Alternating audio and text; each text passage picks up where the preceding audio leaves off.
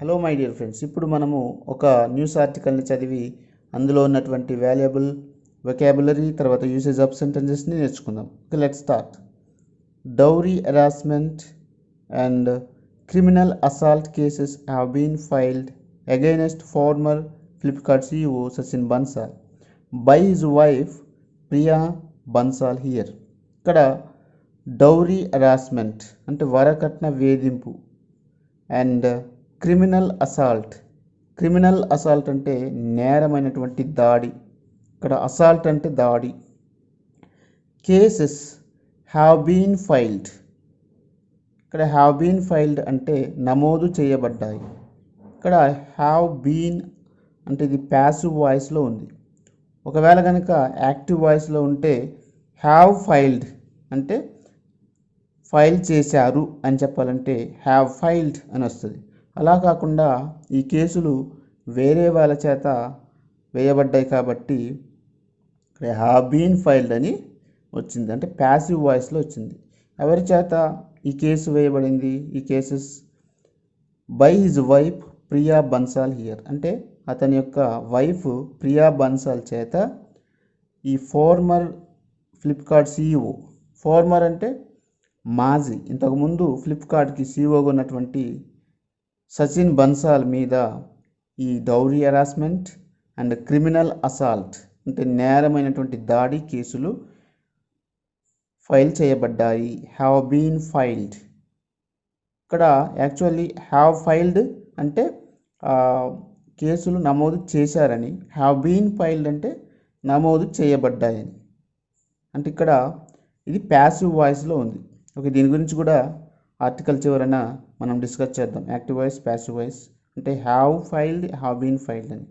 Okay, next the police have registered cases. ఇక్కడ have registered అని వచ్చింది, ఎందుకంటే ఇది ప్యాసివ్ వాయిస్ కాదు, యాక్టివ్ వాయిస్. అంటే హ్యావ్ తర్వాత యాక్చువల్లీ V3 అనేది వస్తుంది. హ్యావ్ తర్వాత కానీ, హ్యాజ్ తర్వాత కానీ, హ్యాడ్ తర్వాత కానీ. ఓకే, ఇక్కడ ద పోలీస్ అంటే పోలీసు వాళ్ళు హ్యావ్ రిజిస్టర్డ్ కేసెస్, ఆ కేసెస్ని రిజిస్టర్ చేశారు అంటే నమోదు చేశారు. ఎలా నమోదు చేశారంటే దేని కింద అంటే under the Indian penal code కింద మరియు the dowry prohibition act. Prohibition అంటే నిషేధం, అంటే డౌరీ నిషేధ అంటే వరకట్న నిషేధ చట్టం యాక్ట్ కింద ఈ కేసెస్ నమోదు చేశారు. ఎప్పుడు? On February 28. Next, apart from torturing for dowry before marriage కంటే ముందు డౌరీ అంటే ఫర్ డౌరీ కోసం అంటే వరకట్నం కోసం, టార్చరింగ్ అంటే ఇది కూడా వేధించడమే కాకుండా, అపార్ట్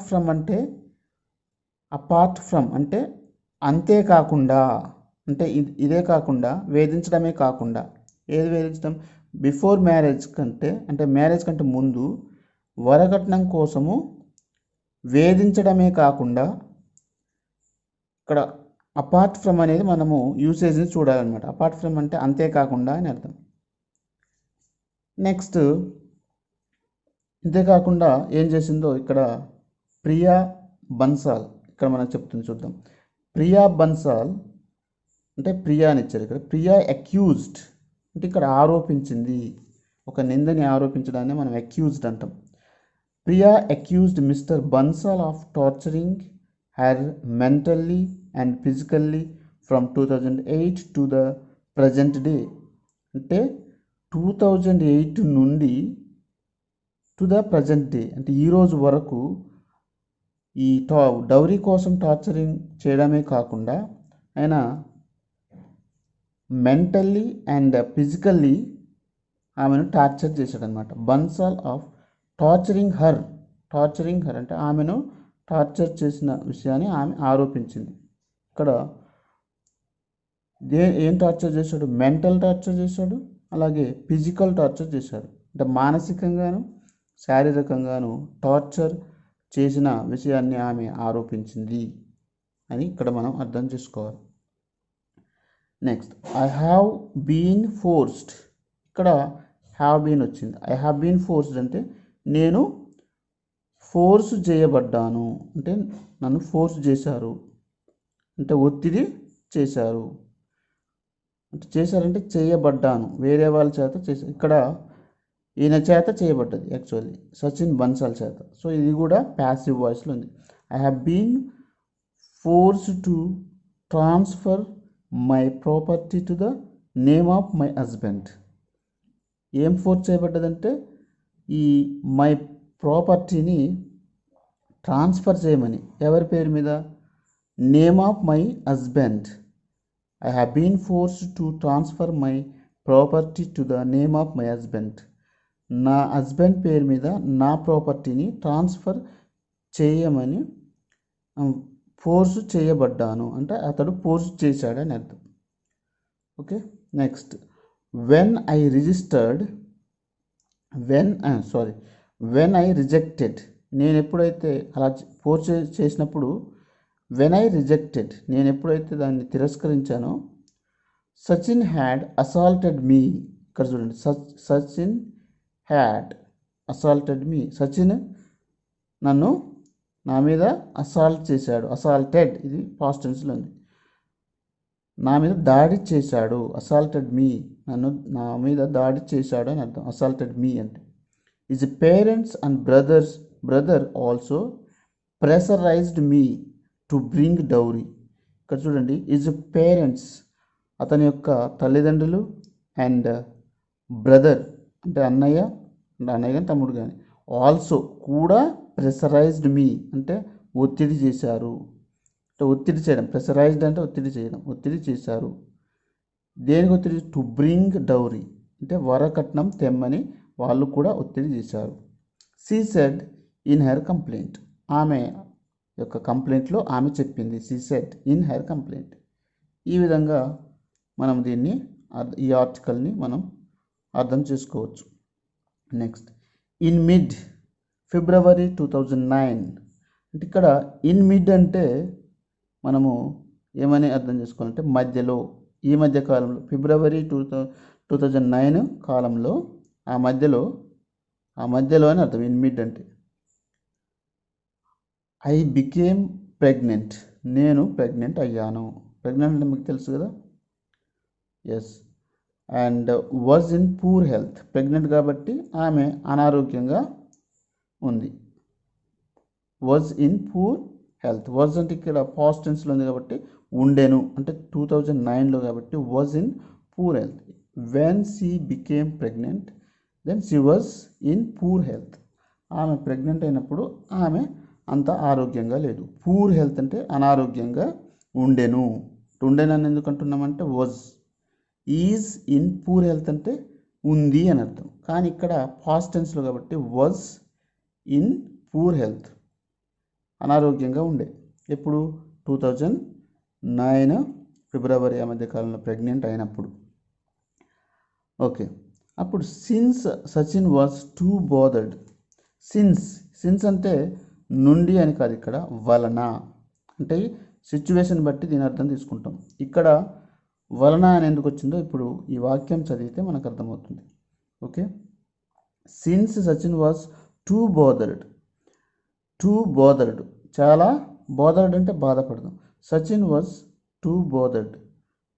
సచిన్ చాలా బాధపడుతూ ఉండడం వలన విత్ హిజ్ వర్క్. దేని వలన బాధపడుతున్నాడు? ఇక్కడ చూసినట్లయితే ఎందుకు బాధపడుతున్నాడు చూద్దాం. With his work. Sachin was too bothered with his work to take care of me. నన్ను జాగ్రత్తగా చూసుకోవడంలో అంటే అతని యొక్క వర్క్తో, అతని యొక్క పనితో అతడు చాలా బాధపడుతూ ఉండడం వలన, ఇక్కడ సిన్స్ అంటే మనకు వలన అని అర్థమవుతుంది అనమాట. సిన్స్ ఈ వాక్యాన్ని బట్టి మనం చెప్పాలి. నెక్స్ట్, వలన ఏమైందో చూద్దాం. I requested him. నేను అతన్ని రిక్వెస్ట్ చేశాను. ఏం రిక్వెస్ట్ చేశాను? To allow me to go to Chandigarh and stay with my parents. To allow me అంటే నన్ను అనుమతించు. టు గో టు చండీగఢ్ వెళ్ళడానికి నన్ను అనుమతించమని రిక్వెస్ట్ చేశాను. చండీగఢ్ వెళ్ళి స్టే విత్ మై పేరెంట్స్, నా పేరెంట్స్తో నా తల్లిదండ్రులతో ఉండడానికి నన్ను చండీగఢ్ వెళ్ళడానికి అనుమతించమని ఆమె రిక్వెస్ట్ చేసిందట.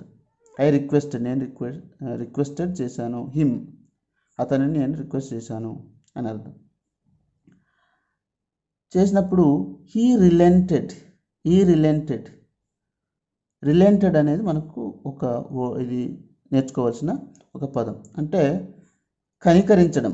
రిలెంటెడ్ మీన్ కనికరం, అంటే కనికరించడం. హీ రిలెంటెడ్, అతను కనికరించాడు అంటే అతను ఒప్పుకున్నాడు. యాక్చువల్లీ ఆయన టార్చర్ చేస్తాడు, కానీ అంటే ఏదైనా ఒక పని చేయనివ్వని పని తర్వాత దాన్ని చేయనిచ్చినప్పుడు కనికరించారు అంటాం. లేదా అతని యొక్క తీవ్రత ఏదైనా వేధించడం కానీ తగ్గినప్పుడు కనికరించారని అంటాం. సో ఇక్కడ హీ రిలెంటెడ్, అతడు కనికరించాడు. దేని మీద? On the condition that I stay at his parents. ఇది కూడా ఎందుకు కనికరించాడంటే ఆన్ ద కండిషన్, ఆ కండిషన్ మీద. ఏ కండిషన్ మీద? That I stay at his parents home, అతని యొక్క పేరెంట్స్ హోమ్ వద్ద ఉండడం అనే ఒక ఒప్పందం మీద ఒక కండిషన్ పెట్టి ఆయన కనికరించాడు. పెట్టడంలో ఆ కండిషన్ మీద ఆయన కనికరించాడు. ఏ కండిషన్ మీద? అతను ఆమె యొక్క తల్లిదండ్రుల దగ్గరికి వెళ్ళడానికి అనుమతించలేదు, కానీ అతని తల్లిదండ్రుల ఇంట్లో ఉండడానికి ఒప్పందం చేసి అప్పుడు ఆమెను ఉండేటట్లు కనికరించాడు అనమాట. రిలెంట్ అంటే కనికరించడం. She said in her complaint, ఆమె కంప్లైంట్లో చెప్పింది. ఇక్కడ రిలెంట్ అనే పదం మనం గుర్తుపెట్టుకుందాం. నెక్స్ట్ ఏం జరిగిందో చూద్దాం. On my arrival at their residence, అంటే నా రాక. ఆన్ మై అరైవల్, నా రాకతో వాళ్ళ ఇంటికి నా రాక అంటే నేను వాళ్ళ ఇంటి దగ్గరికి వెళ్ళినప్పుడు I was once again received with abuses and rebukes. ఇక్కడ I was once again received, నేను రిసీవ్ చేయబడ్డాను. వన్స్ అగైన్, మళ్ళీ ఒకసారి రిసీవ్ చేయబడ్డాను. వాళ్ళ ఇంటికి వెళ్ళినప్పుడు వాళ్ళు రిసీవ్ చేశారు. దేంతో? With abuses, తిట్లతో. అబ్యూజ్ అంటే తిట్టడం, అంటే తిట్లతో. అండ్ రిబ్యూక్స్ అంటే చివాట్లు, అరవడం, చివాట్లు. ఆమెను తిట్లతోనూ, రిబ్యూక్స్ అంటే చివాట్లు పెట్టడం. అంటే చివాట్లు అంటే కూడా తిట్లే, అవి ఒక రకమైనటువంటి తిట్లు. నిందించడం అంటే ఒక అంగీకరించకపోవడం అనే అర్థాలు వస్తాయి. ఈ అబ్యూజెస్, రిబ్యూక్స్తో ఆమె రిసీవ్ చేయబడింది. ఇది కూడా ఐ వాజ్ రిసీవ్డ్ అంటే నేను రిసీవ్ చేయబడ్డాను, అంటే వాళ్ళు నన్ను రిసీవ్ చేశారు. ఇది కూడా ప్యాసివ్ వాయిస్. ఈ విధంగా మనము బై హిజ్ పేరెంట్స్, వాళ్ళ పేరెంట్స్ చేత నేను రిసీవ్ చేయబడ్డాను. నెక్స్ట్, టు మై షాక్, నాకు ఒక షాక్ అయిన విషయం ఏంటంటే మై మదర్ ఇన్ లా, నా వదిన గారు లేదా మరదలు. My mother in law was angry అంటే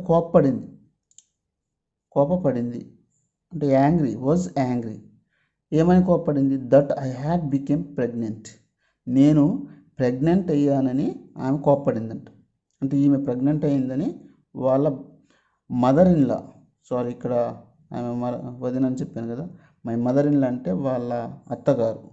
మై మదర్ ఇన్ లా అంటే వాళ్ళ అత్తగారు వాజ్ యాంగ్రీ, కోప్పడింది. ఏమని? That I had become pregnant, నేను ప్రెగ్నెంట్ అయ్యానని ఆమె కోప్పడింది. అంటే ప్రెగ్నెంట్ అవ్వకూడదని ఆమె ఉద్దేశం.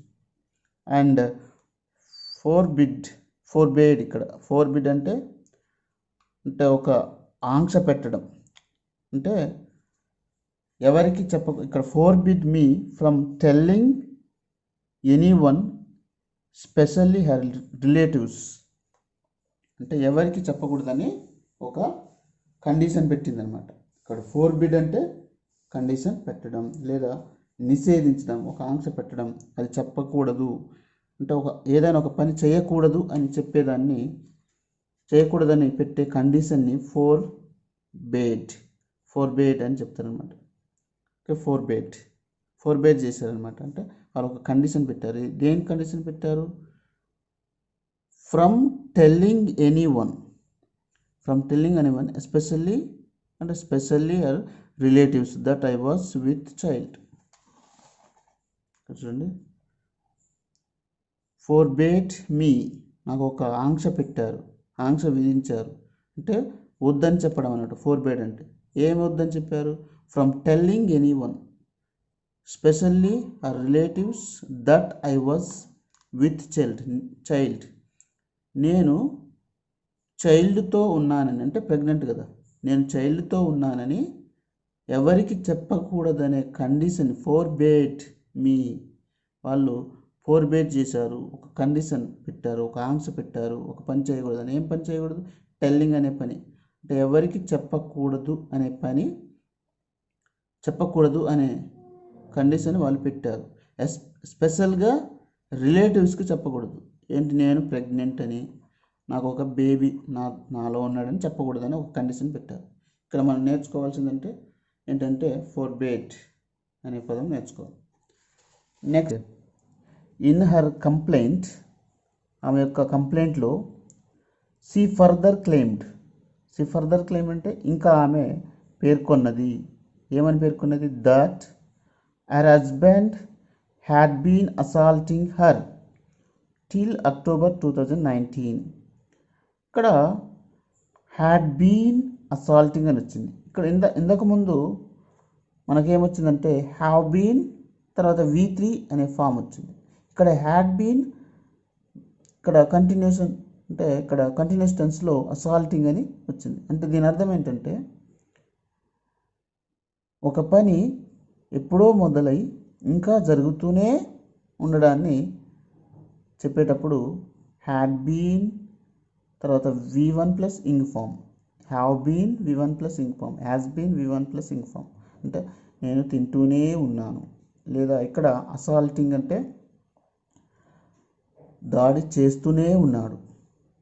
అంటే her husband had been assaulting her till October 2019 వరకు ఆమె యొక్క హస్బెండ్ దాడి చేస్తూనే ఉన్నాడు అని అర్థం. మరియు and had intimidated her several times. ఇక్కడ హ్యాడ్ ఇంటిమిడేటెడ్, హ్యాడ్ తర్వాత V3 వస్తుంది. చేశాడు. ఏం చేశాడు? ఇక్కడ ఇంటిమిడేట్ చేయడం అంటే బెదిరించడం, అంటే ఒక బెదిరించడం అనేది చేశాడు. ఆమెను బెదిరించడం చేశాడు. ఎన్నిసార్లు? సెవరల్ టైమ్స్, చాలాసార్లు బెదిరించడం అనేది చేశాడు.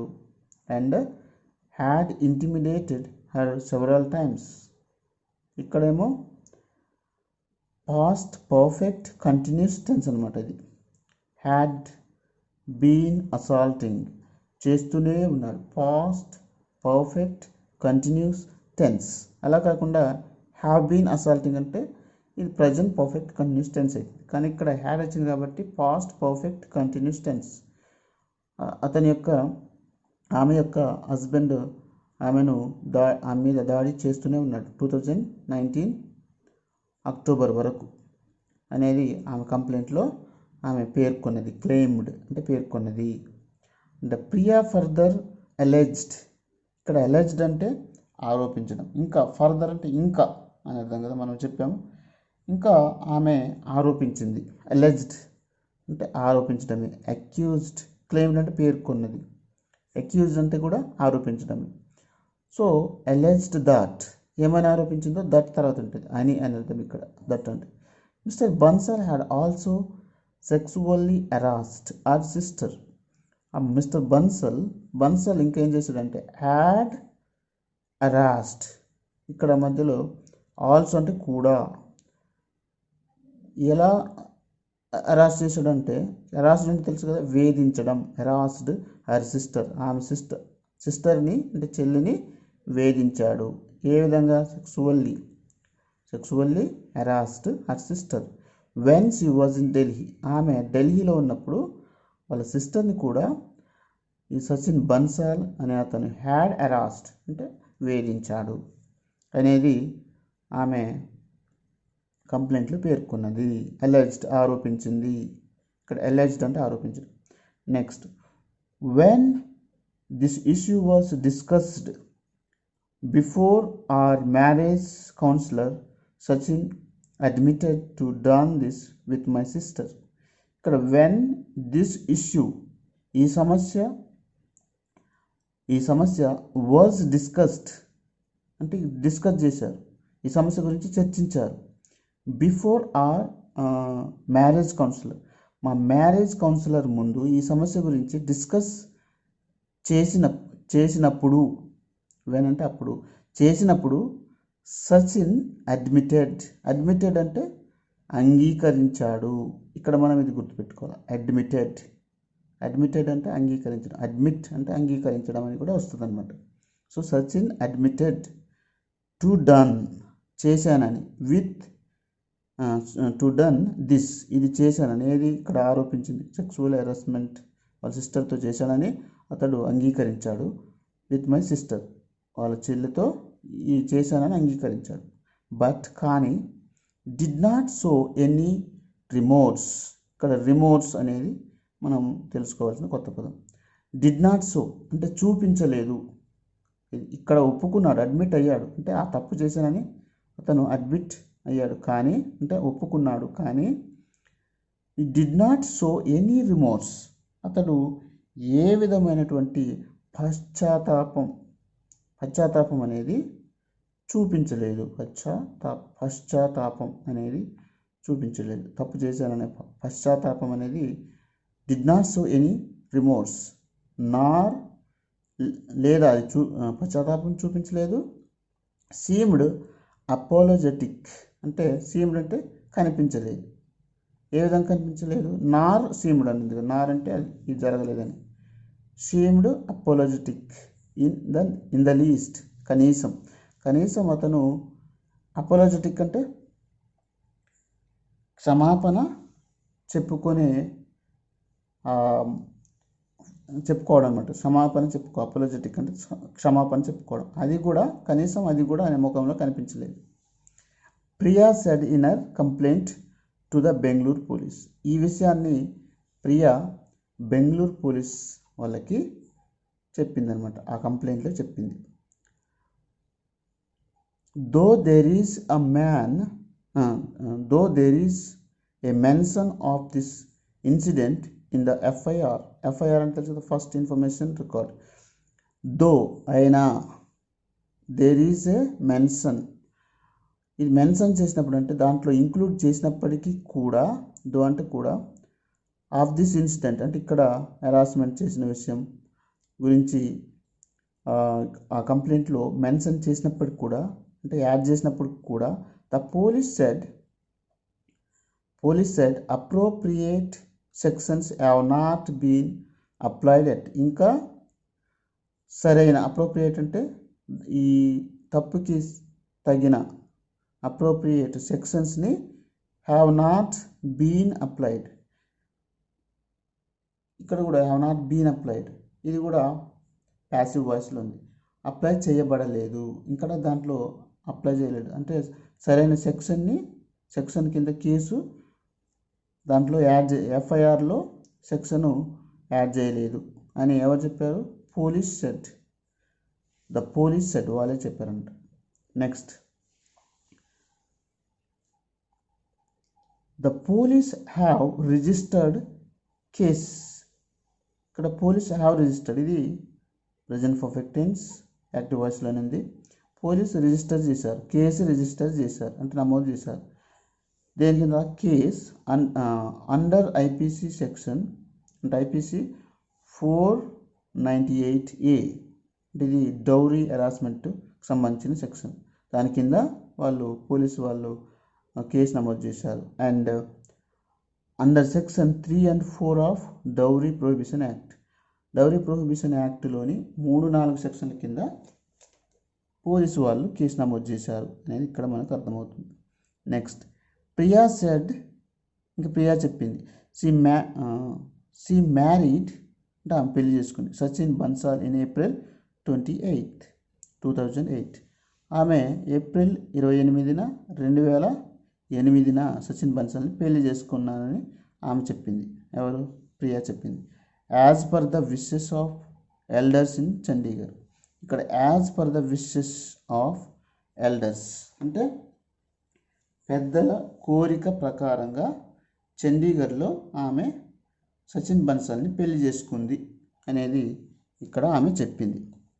నెక్స్ట్, మిస్టర్ బన్సాల్స్ పేరెంట్స్, ఈ బన్సాల్స్ యొక్క పేరెంట్స్ హ్యాడ్ డిమాండెడ్, ఇది కూడా పాస్ట్ పర్ఫెక్ట్ టెన్స్లో హ్యాడ్ డిమాండెడ్ అంటే డిమాండ్ చేశారు. ఏం చేశారు? డౌరీ డిమాండ్ చేశారు, వరకట్నాన్ని ఇవ్వమని అడిగారు. అంతేకాకుండా గిఫ్ట్స్ బిఫోర్ మ్యారేజ్కి అంటే మ్యారేజ్ కంటే ముందు డౌరీ అలాగే గిఫ్ట్స్ కూడా వాళ్ళు డిమాండ్ చేశారట. అండ్ షీ సెడ్ ఆమె చెప్పింది, ఏమని చెప్పింది?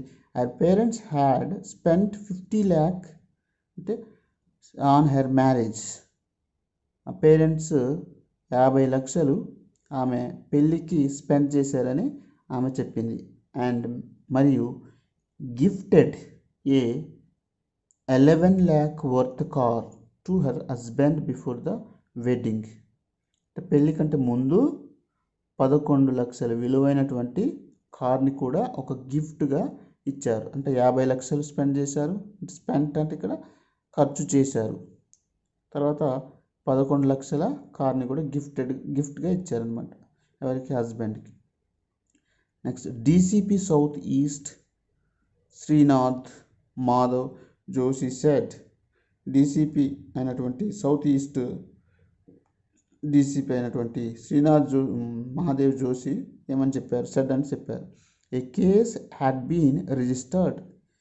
ఏ కేస్ ఇక్కడ కూడా ప్యాసివ్ వాయిస్ వచ్చింది చూడండి. హ్యాడ్ బీన్ రిజిస్టర్డ్ అంటే నమోదు చేయబడింది అని అర్థం. హ్యాడ్ బీన్ రిజిస్టర్డ్ అంటే నమోదు చేయబడింది.